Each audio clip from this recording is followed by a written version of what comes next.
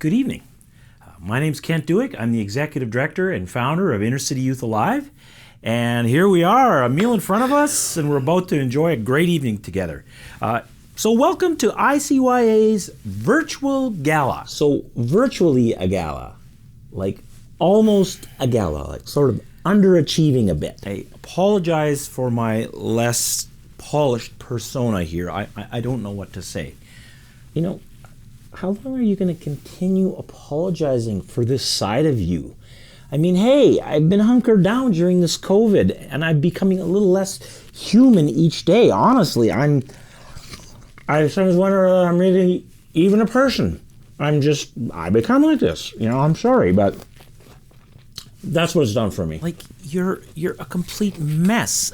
Like, what is that? That's a zebra onesie? Did you get that from your trip to South Africa? Like, use your fork. That's what a fork is for. Again, I'm sorry for what I have appeared to become through this last few months being in isolation. COVID has taken us places, hasn't it? I never imagined I'd be selling toilet paper out of a basement window. I never imagined we'd be delivering food hampers to homes throughout the neighborhood. I never imagined I'd be sitting over here with a great meal in front of me, and you'd be sitting over there with a great meal in front of you, and we'd be doing the gala this way. Like, who are you, Kent? Like, who really are you? Are you that polished persona over there, or are you just a little messier than that? You know, are you like the toilet paper salesman of the year? I mean, your dad would be so proud of you. Come on, man. No one knows me like that. They don't know that side of me. Why would you say that? Kind of seem like you should be tired. You a lot of COVID pressures. Or are you just that public face that just never shows signs of weakness? I don't know who you are, Kent. I don't know. But anyways, thanks a lot for helping me introduce the theme to this year's gala, Calling to Connect. Who are you? So it's all about identity for the youth of our community. It's the question we ask our kids in 1,000 different ways. While socially distancing, I hope. Yes, of course, while distancing. Could someone get this Kent out of here? Like, could somebody, you need to leave. All right, I'll go. You're going to miss me. You're going to miss me. Go. I'm sorry. But seriously, it's about that question. Who are you? We were looking for hope. It's found. You just gotta believe. You just gotta believe with me now. You just gotta believe with me now. I was visiting a friend in the community, and she's a mom with kids, and she kind of being resourceful, she told me what she had done is she just told her son, hey, you know, honey, you're kind of outgrowing that shirt. That's going to be our toilet paper for the week. My name's Kent Dewick. I'm the Executive Director and founder of Inner City Youth Alive. So when COVID hit, it hit everyone differently. And so Inner City Youth Alive wanted to be responsive. We wanted to do something about what we noted. So it was really interesting. We had people from all over the city helping us source toilet paper. And we had a number of staff who had their eye out for where toilet paper was available. And then people would often drop off rolls of toilet paper for us. And so it was pretty fun just to see how everybody came together to help us make this happen. Dewick says people were continually telling him about their struggle to find a roll of toilet paper as prices for the commodity continued to shoot up as a result of panic buying in recent days. I had a mom tell me that there's a corner store that's selling it for like $12 for 6 rolls. And so again, it's something that there's a vulnerability around this where people feel like they don't have access to something, and just biblical justice is really about access. It's about people having equal access to things in society. The reason we did this was because when our friends in the suburbs, when there's a need, you know, a mom can call another mom and say, hey, there's toilet paper available at Costco now, and you can jump in your car, run over and get it. Whereas people in our community, there's just less mobility and there's less ability to be able to do that kind of a thing. And so it's such a variety of reactions. People were very appreciative. We had a woman who was fighting cancer, would come and visit us pretty much every other day. And she was there for the toilet paper and also for the words of encouragement that came as we interacted with her. Hey, good morning, our first customer. I have no change. Okay, we got change, I think. My name is Melvina Gabosh, and I am a community minister with ICYA. So since we started the COVID relief, back in March. So every week we were doing, I would say roughly from 125 to 150 hampers. So that was a food hamper and a hygiene hamper, a baby food hamper, and a baby hygiene hamper. Thank you very, very much to the volunteers and the staff, each team, my team, Laurie's team, for coming and helping us make this happen. 125 hampers going out today. Wow. And activity packs. 120 activity packs. So that's how much? I'm not doing math. 245. Who can know? Going out right now in 5 vehicles? Oh, we did it. Give it a round. There was a need in the community, and the way that we were able to help the community at that time through COVID-19 was to become kind of a relief for the community. So we kind of saw a little shift from relationship to relief. So we would have an assembly line of hampers, and then everything that we put into the hampers or bought for the hampers, and we just kind of pack it all and then put it all into the hampers the day before we were going to do deliveries. We were sending out hampers for a period of 3-4 months. We were sending it out every week. So every Thursday was delivery day. Roughly, we had a little bit of a budget, and where we wanted to keep it was about $25 to $30 per hamper. The reaction we got from the community, I think, was very appreciative. I guess peace in a way where they felt like, they weren't forgotten too. And I think that's what helped us throughout COVID was, the reaction, the need, and just, the hearts of people being so thankful that we were giving in a time of crisis. Hi, my name is Karen Jolly. I'm Director of Programming here at Inner City Youth Alive. One of the biggest thing that we do here is relationship, and so that was really hard for our staff because they ended up having to do a lot of conversations over the phone, over the internet, and even handwritten letters to just let the kids know that they love them and care for them. There was women that we had to walk alongside who were trying to get away from abusive relationships. Gem Lake, our camp program, could not run this year because there was no overnight camping allowed. And so they ran a different kind of camp. It was a training camp for staff that we hired. We are so thankful for True North that joined us in this effort, and they delivered 300 hampers, and so we're thankful for the support they gave us and for them willing to come and just seeing the need and wanting to be part of it. Melvina has been creating care packages for single moms that need baby supplies, so that was also a huge need in our community as families couldn't necessarily go to the stores to pick up stuff. But we're thankful for the many people that stood with us and volunteers that came and walked with us, and thank you to all the people that sent support to us during this time, and we are so thankful. Hello everybody, my name is Steve Bell, and I'm thrilled to be here in support of your fundraiser. For a lot of reasons. One of them is that I didn't grow up here. I lived down the street from this place, about 2 blocks from here, for a decade. I was part of an inner city church plant called Living Presence. And that was right around the time that I started doing the songwriting that I do now. This Wings of an Eagle, what I'm going to sing for you in a minute, I wrote just down the street down there. And a lot of the songs that I still do and I'm known for happened in this neighborhood. So I've got a soft spot for here. Also, a young friend of mine was here for years and took advantage of the programs. She's aged out now, but that was such a significant. I just sort of watched how this place gave her home and identity and sort of a safety for her for some pretty vulnerable years. It was really significant for her. So what a ministry. And I know it's multifaceted and run by some very fine people. So I am happy to be here, and I hope you guys raise a ton of money. As we hope in the Lord, we will gain our strength. We will run for miles. We will stand up straight. We will not grow weary. We will not grow faint. On the wings of an eagle we will rise. As we hope in the Lord, we will gain our strength. We will run for miles. We will stand up straight. We will not grow weary. We will not grow faint.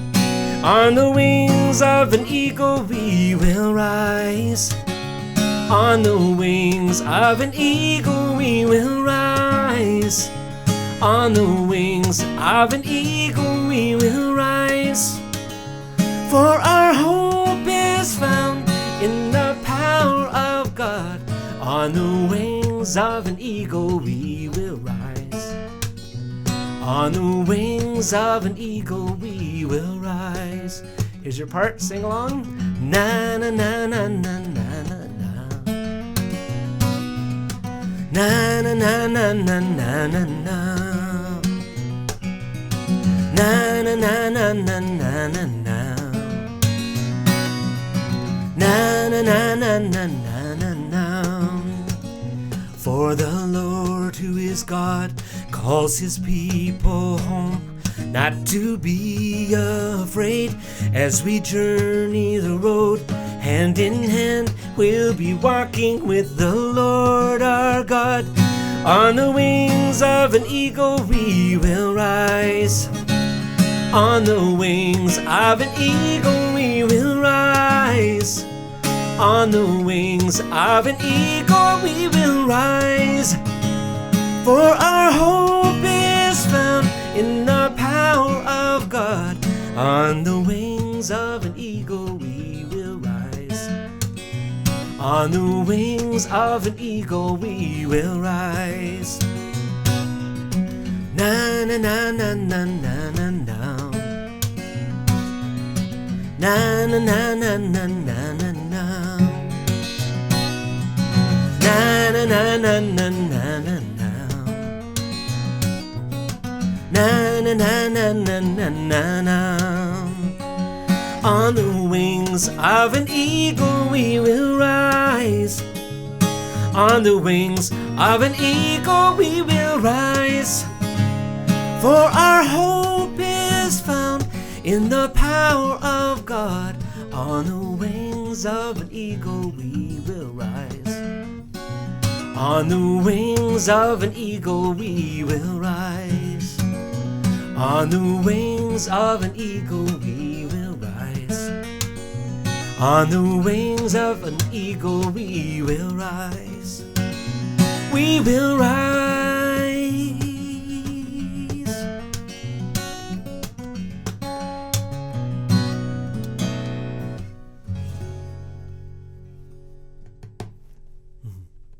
Thank you. My name is Harvey Rumpel, and for the last 15 years I've been working as a community minister.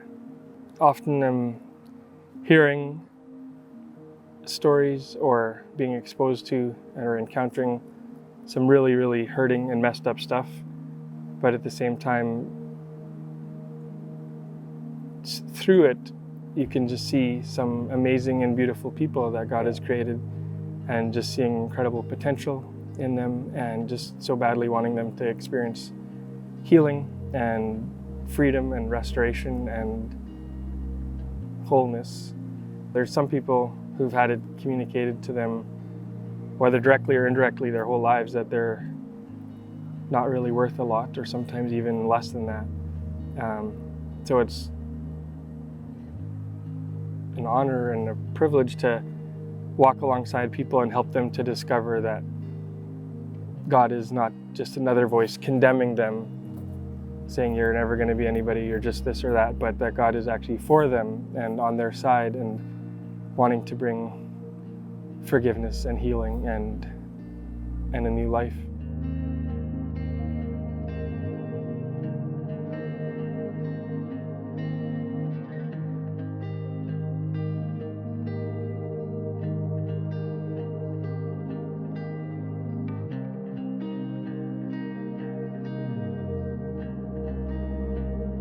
Meth has been huge and been huge for the last 4, even a little bit 5 years in Winnipeg, but about 2 months ago there was a huge drought in meth. Like there was like it just kind of the supply dried up in the city, partially because of coronavirus. Yeah.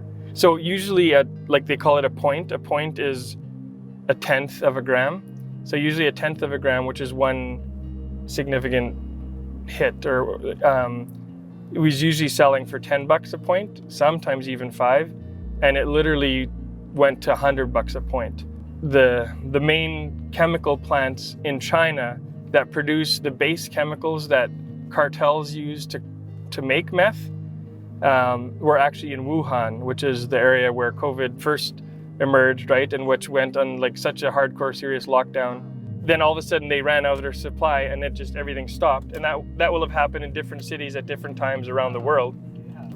But then also with COVID, because all the borders have shut down, you know, if say you have on average of 10,000 vehicles crossing the border from Mexico into, you know, Arizona or something like that every day, well, now all of a sudden it's maybe only 800 or 900. So there's much less traffic coming through, which means it's much more of it can be searched, and it's much more difficult to smuggle stuff over. So, but what happened then here locally is that all of a sudden other drugs were cheaper than meth. So crack has had a resurgence lately, because crack is usually $20 for a piece, and also what they call down, which is heroin usually cut with some fentanyl, which can make it really, really dangerous.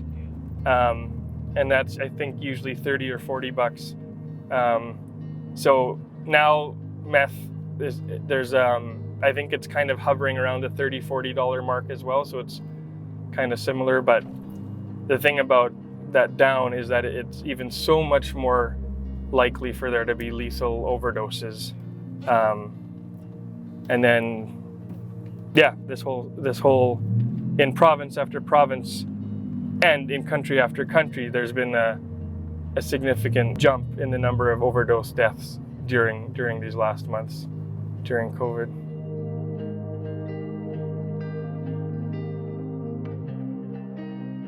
I kind of think of it like as there's kind of 3 layers of gangs. So there's, on the top would be organized crime, which would be like, you know, what people call the mafia or Hells Angels, or stuff that has international connections and are the ones that are actually transporting drugs and weapons into the country and stuff like that. And then there's kind of the second tier, which would be more established street gangs, some of the bigger ones that are even interprovincial. And then there would be, those are the ones that, you know, have the connections to some of the more organized groups that are actually bringing drugs in, and then will be, you know, distributing it in the city or distributing it to smaller towns around the city and stuff like that. Kind of the third tier would be, you know, there's often small groups that just are taking off all the time, right? Like Clout Boys or Terrorizers or Savage Squad, or like different groups all the time that are trying to start their own things.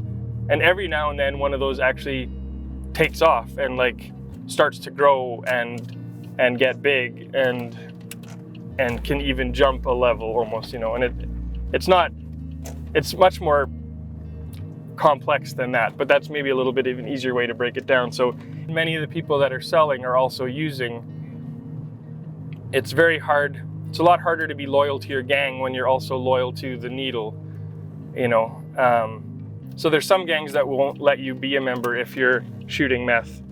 They'll roll you out, like they'll beat you up and kick you out, because they know that it's harder to run a gang well if you have that, right? So again, TSB, Troublesome Bloods, and then it says Breg, which it'll be somebody named Craig who is using a B instead of a C because he's a blood, right? Yeah, this is rest in peace Dory, who was a young man who was killed last summer, just half a block or a block from inner city on Alfred Avenue. See there, and again that S19. So S is the 19th letter of the alphabet, so that's a soldier's. There, it's trying to say north side, but it's north side. Forgot the T. respect your elders and graffiti. It's pretty awesome. So there it says, kind of looks like terrorizods or whatever, right? Like it's actually supposed to be terrorizers. So I remember giving the leader of them heck. I'm like, what? You're not even gonna teach your little guys how to spell properly? If you're gonna have people repping your set or whatever, you gotta at least teach them the proper way to spell.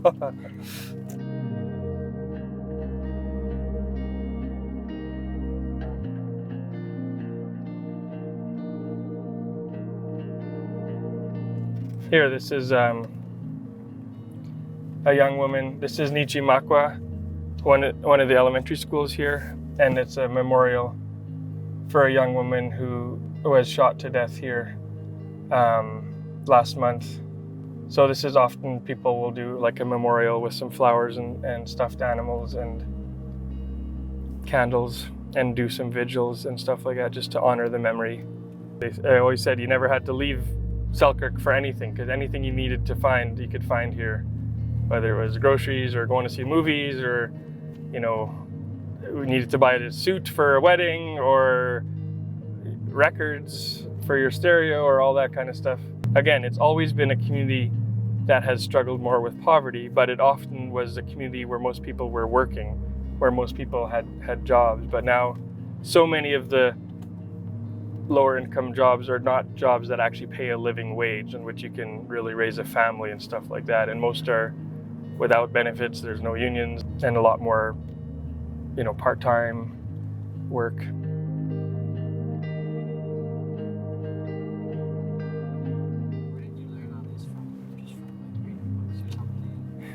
Yeah, reading books and just talking to a lot of people for many years. And talking to a lot of kids or youth, and just, it's important for kids or youth to feel that they have knowledge and wisdom. So there's some things that they know a lot about. There's some things they don't at all, but if they can explain to, you know, a youth leader about this or that stuff, whatever, then they're pumped.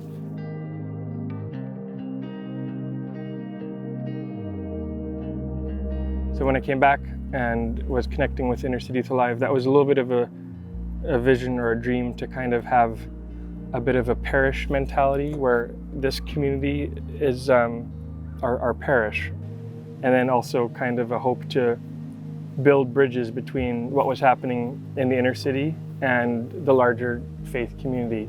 The inner city needs a relationship with the larger church, but I think the church needs a relationship with the inner city just as much, if not even more.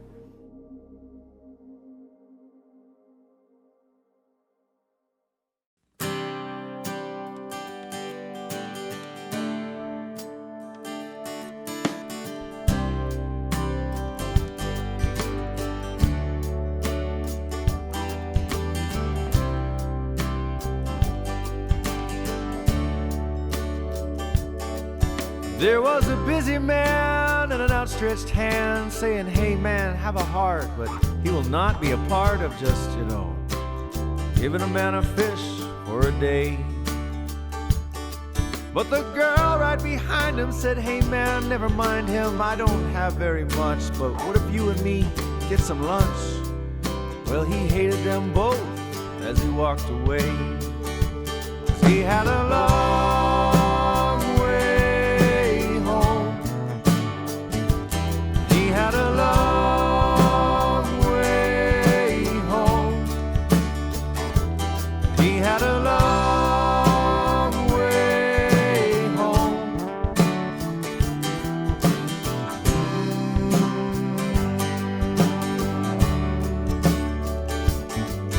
Well, he said, my mistress's eyes, they're nothing like the sun, but they're so perfect, they're so beautiful to me.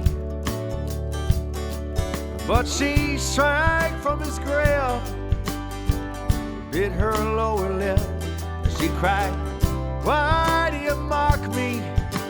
Why do you mock me? She had a long way home. She had a long way home. She had a long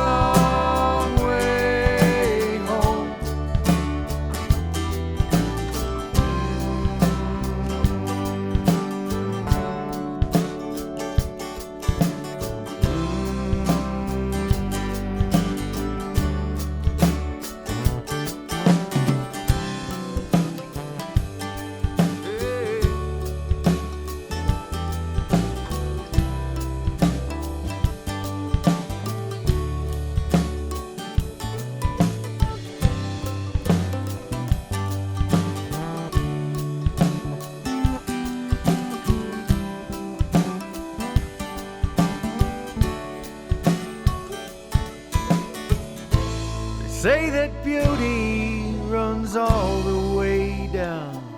She's no princess, popularity. And if I could catch a glimpse of a mystic's playlist, it might teach me how to see. We got a long way home. We got a long way home. Hell, we got a long way home.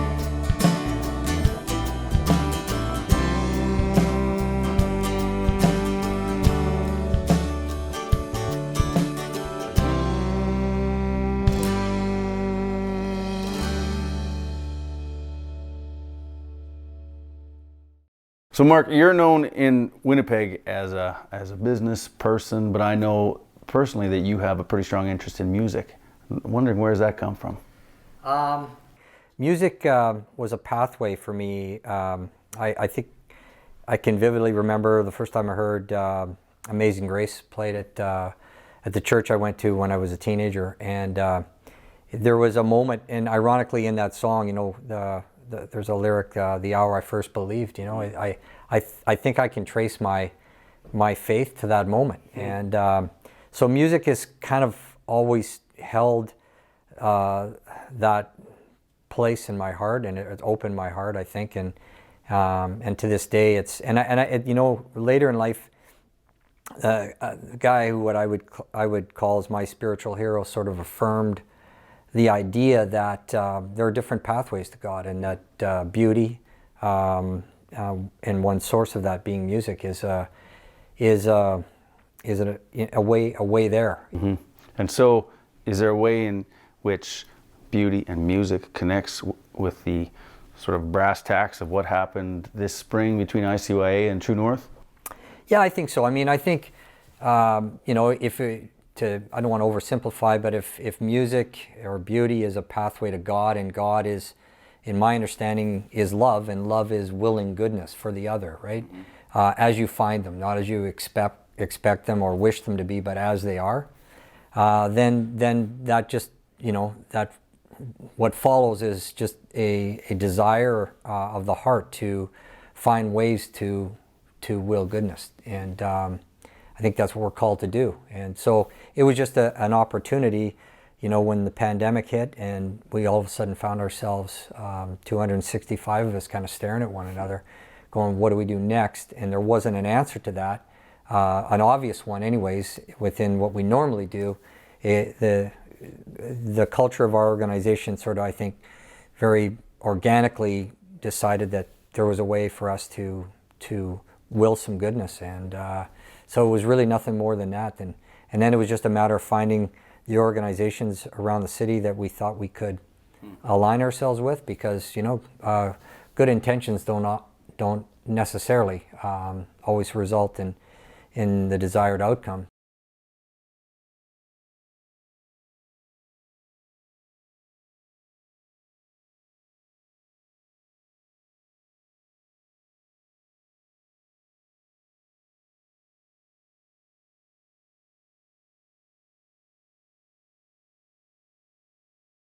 Who are you?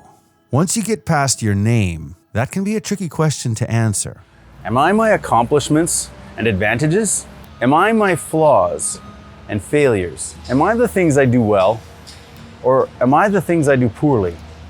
The advantages I'm born with? The accomplishments I worked hard for? Or am I all the things that make me hate myself? At the heart of the message of Jesus is the idea that none of these things form the core of who you are. These things, of course, affect and influence you, but to make any one of these things the core of your identity is to believe a lie. At the baptism of Jesus, God was really clear about what our core identity is. About Jesus, God said, "This is my beloved Son, in whom I am well pleased." This is true of every single person that God has made. This is our central and our original identity. We are loved by God.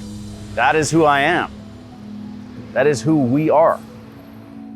My favorite thing to do in my free time, I would say I like to play hockey, play basketball. Usually rapping or writing songs or drawing. Technically, I just like to play basketball a lot and play some sports, hang with friends a lot. What other people describe me is maybe that I'm a good person, a good caring person. Couch potato. I would say caring, funny, athletic. People say that I could be entertaining. It's where to a point where they can hang with me most of the days and stuff. So Fun, loud. Chill and laid back. Now God gives each person gifts that flavor who we are, providing each of us with a unique vision and experience. When we are living out of an overflow of God's love, all these gifts point to the goodness and the truth and the beauty of who God is. Everything we are and everything we do reminds us that God said this creation is good. And when we are living out of His love, it's easy to see that. Similarly, the group you were born into was a gift from God. They are a people with a history and a unique experience that can communicate some vision or understanding of the glory of God better than all the others, just like you do on an individual level. But whenever these gifts, whether they be the things that I'm good at or the group that I'm a part of, when these become our central identity, things start to go wrong. We start to believe that we are that thing. But like the best of parents, God doesn't love you because you're worthy. He loves you because you're His. And again, like a good parent, we love Him because He first loved us. That's why at ICYA, we want to develop skills and recognize the uniqueness of who we are, but it has to flow from the central truth that we are already loved to the maximum. Nothing we can do can make God love us more than He already does. Everything we do, when we are getting it right, should point to the truth that God is good and true and beautiful. And that is all revealed in a whole bunch of unique ways through each of us.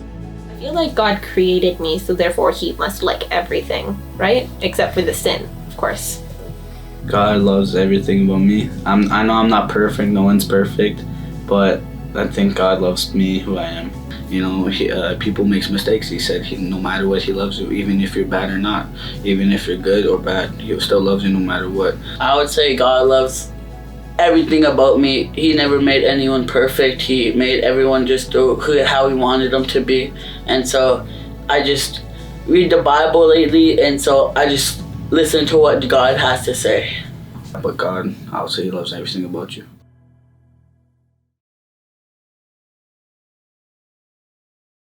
So based on the fact that you're listening to this event and that you gave me your time, I know something about your identity. You're someone who cares.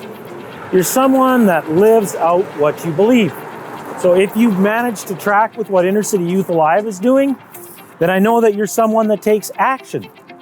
And the Bible talks about the idea that all creation groans. And Inner City Youth Alive wants to be that place that has ears to hear those groans, to hear that pain within the community. We want to be that place that's willing to offer an alternative to life on the streets. We want to be actively reaching out. And in the face of this pandemic, we want to be able to deal with issues like dealing with people that are battling addiction. We want to see an end to the pain, and we want to see an inbreaking of the love of Jesus into our community. Our staff reach out into some of these trap houses in the community. Harvey, why do you do what you do? I think it's just, I've fallen in love with the people. I remember about 25 years ago volunteering for the first time at an inner city drop-in, getting to know kids from a very different world, very different reality. And it's a love that God's been growing inside me ever since. I think often God is at work in the very people and in places that our society tells us are worthless. And that's where God's invited us to be part of it and to join in what He's doing. And that's what we're inviting you into, that same kind of reconciliation. Thanks, Harvey.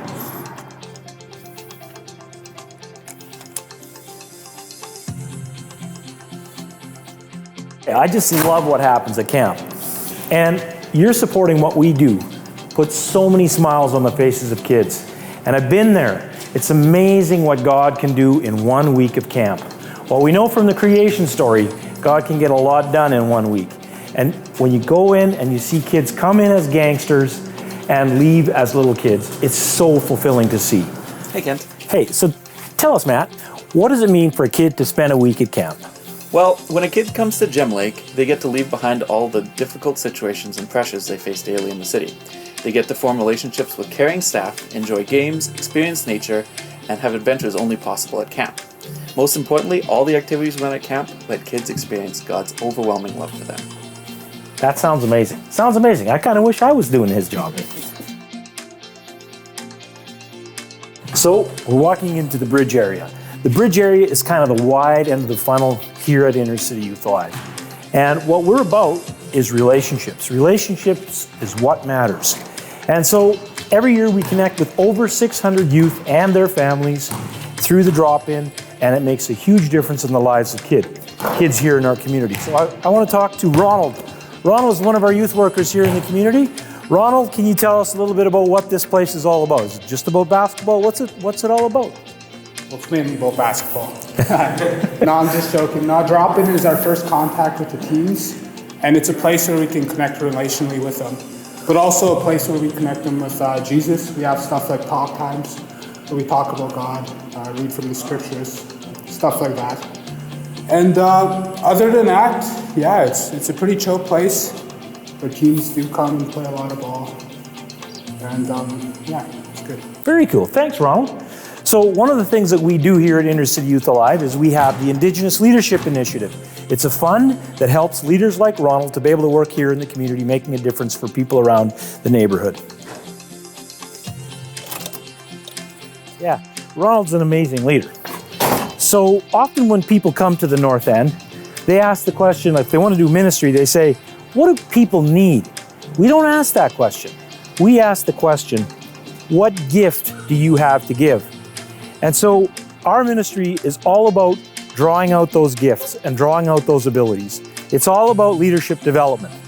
Emma is one of our staff that works with youth that are growing in their leadership. Emma, what's it all about? What's leadership all about? Well, I think, Kent, our youth have a really hard time seeing what they're good at, and they have a hard time seeing their gifting. So us as leaders, it's so easy for us to see. So our job is to call out their gifting and then create a safe space where they can grow in that. And that way they can be good influencers and leaders with their friends and in their communities. Awesome. Thanks, Emma. All right, guys, to the roof. Okay, last leg of the journey. I love taking people up here. So hopefully you had a really amazing meal with great company. You know, meals are really, really important for us here in our community. So many of our kids don't get proper nutrition. And so our Meals for Kids program offers an amazing meal for kids that are really, really in need of it. A number of years back, we found out that one of our kids had spent 3 months, the coldest months of the year, living in a van. And our meals program was what got her through that tough spot in her life. And so it just makes a huge difference. Last year, we fed over 18,000 meals through our Meals for Kids program, and it made just a huge difference for so many kids. Well, this is it. This is our community. And you know, sometimes in leadership, you need that 20,000-foot perspective.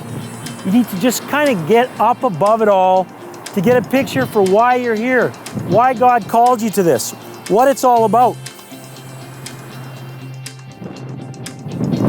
It's a big community. People have big hearts. There's great generosity. There's huge challenges as well. This last March, when COVID hit, we were faced with a really serious decision. First month, our donations were down 30%. The second month, our donations were down almost 40%. We said to ourselves, what are we going to do? It became very serious, and what we did is we went out to our supporters and we said, what should we do? We had some choices to make. And one of the things we could have done is just gone and cryogenic freeze and said, let's just go home, close the doors for now, wait it out. We decided that if we're going to go under, we're going to go under doing our mission. Our staff rallied And we agreed. We said, we're going to commit. Now is not the time. What God calls you to in the light, you don't forget about when it's dark. And so it was very difficult, very challenging, but we said, we want to do something. We want to make a difference. And so when we challenged staff, we said, we want to do 250 meals and activity packs a week. And so we rallied, we came together, and in literally 9 days, we turned this place into a veritable food factory. Since the start of that pandemic, we have delivered over 6,000 meals and activity packs, hampers to people in our community. It's made a huge difference. And your gifts have made it possible. What you guys have done for us has made it possible. And we're forever in your debt. So we got to go into the future, and there's so much we have to do yet. We're not going to shrink back.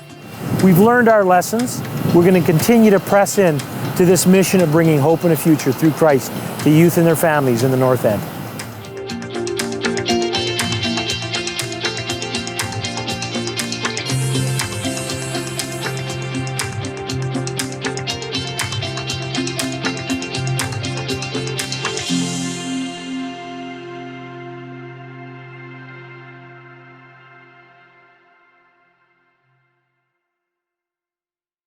So our programs are intended to help even the hardest gang member understand that they are more than a gang member, that God sees them as somebody that's important and loved.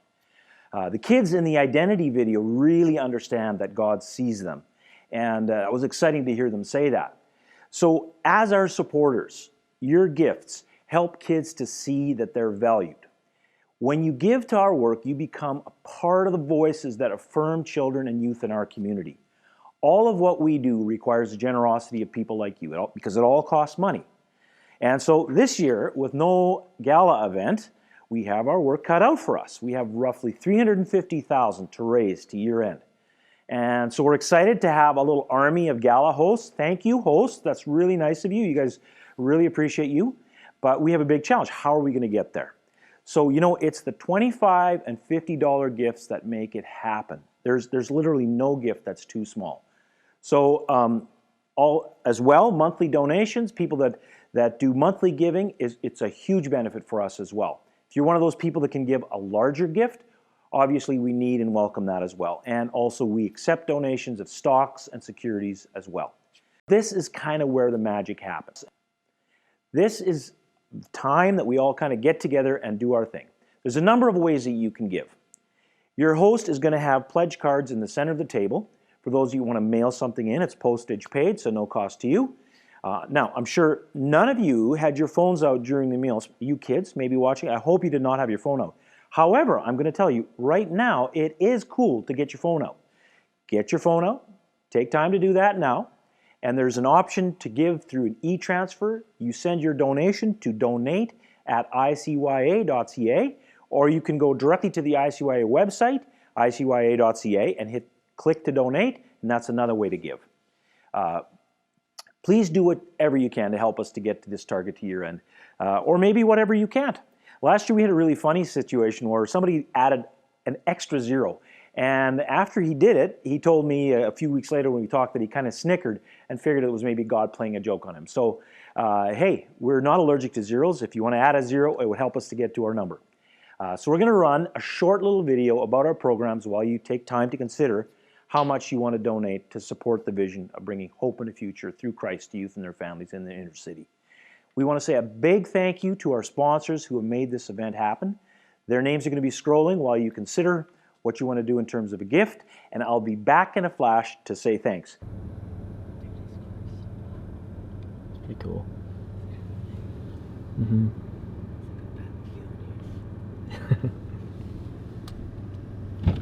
know what that is? I think those are actually lyrics from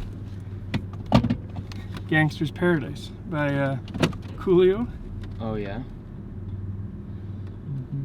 I'm gonna be towed if you stay there. I remember when I was on vacation. Nice car. Yeah, it's crazy nice.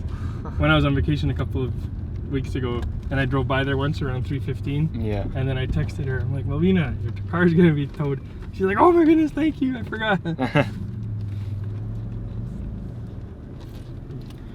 So I've heard people tell me that you can name like every street in the North End like in order. I used to practice. You used to practice? When I first came to the neighborhood, I would, because, yeah, always talking to kids, and they all lived, I used to live in this house or this house or whatever, so I'd practice. I don't know. Okay. Okay. Sutherland, Jarvis, Dufferin, Stella, Flora, Selkirk, Pritchard, Manitoba, Magnus, Burroughs, Boyd, Alfred, Aberdeen, Redwood, Boyd, College, Mountain. And then going east to west would be, well, Mountain, Main Street, Charles, Aikens, Salter, Powers, Andrews, McGregor, Mackenzie, Parr, Arlington. Yeah. That's pretty good. Nice.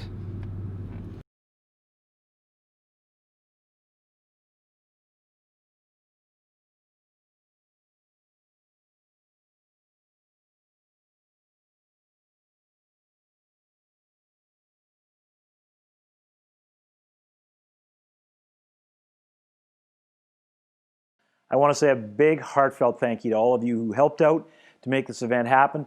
To the kids, hopefully you guys had a fun time playing the game with your family. To those of you who are sitting in friendship circles, I hope you have a chance to enjoy each other's company. And I really appreciate the fact that you thought about Inner City Youth Alive. And thank you very much, and God bless.